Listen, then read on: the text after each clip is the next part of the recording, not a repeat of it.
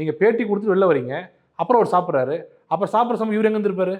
நாங்கள் வந்தால் பாலிடிக்ஸ் ஆகிடும், நீ பண்ணுறது நீ பண்ணு, நான் பண்ணுறது நான் பண்ணிக்கிறேன் அப்படின்னு அவர் தனியாக பண்ணிக்கிறாரு. இதுதான் பாலிடிக்ஸ். தர்காவுக்கு போய் நீங்கள் போய் கும்பிட்டு வாங்க, இவங்க போய்ட்டு கும்பிட்டு வரணும்.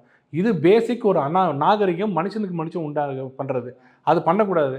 நீங்கள் ஒரு ஃப்ளாட்டில் இருக்கீங்க, பக்கத்து வீட்டில் வந்து பியோர் வெஜ்ஜு, அவங்களுக்கு வந்து இந்த சாப்பாடு பிடிக்காதுன்னு சொல்கிறாங்க. நீங்கள் கதவை உள்ளே பூட்டிக்கிட்டு நீங்கள் உள்ளே சமைக்கணும். இது குறைந்தபட்ச நாகரிகம். இல்லை, என் ஃப்ளாட்டு, நான் வாங்கின ஃப்ளாட்டு, கதவு என்னோடதுன்னு திறந்து வச்சுட்டு நீங்கள் மீன் வறுத்து அந்த பக்கம் ஸ்மெல் வந்துச்சுன்னா ஒன்றும் குற்றம் கிடையாது. உங்களோட செய்கை வந்து மற்றவங்க மனசு புண்படும், அவ்வளோதான். அப்போ அவர் என்ன பண்ணுவார்? வேறு விஷயத்தில் உங்களுக்கு அகேன்ஸ்டாக பண்ணுவார். இதுதான் இது.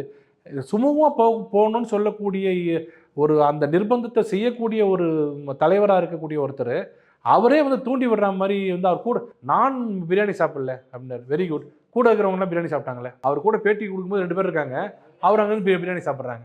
அவர் சொல்லலாம் இல்லை, ஏப்பா இந்த பாறங்களில் தான் சாப்பிடணும் உட்காந்துட்டு. அது யார் கூட வந்திருக்கீங்க? பெரிய எம்பிங்க, அவர் கூட 5 ஸ்டார் ஹோட்டலில் சாப்பிட வைக்க போறாரு. வீம்புக்கு நாங்கள் சாப்பிடு அப்படின்னு சொல்லிட்டு நிற்கிறாரு. அப்போ அவர் எங்கே வந்திருப்பாரு?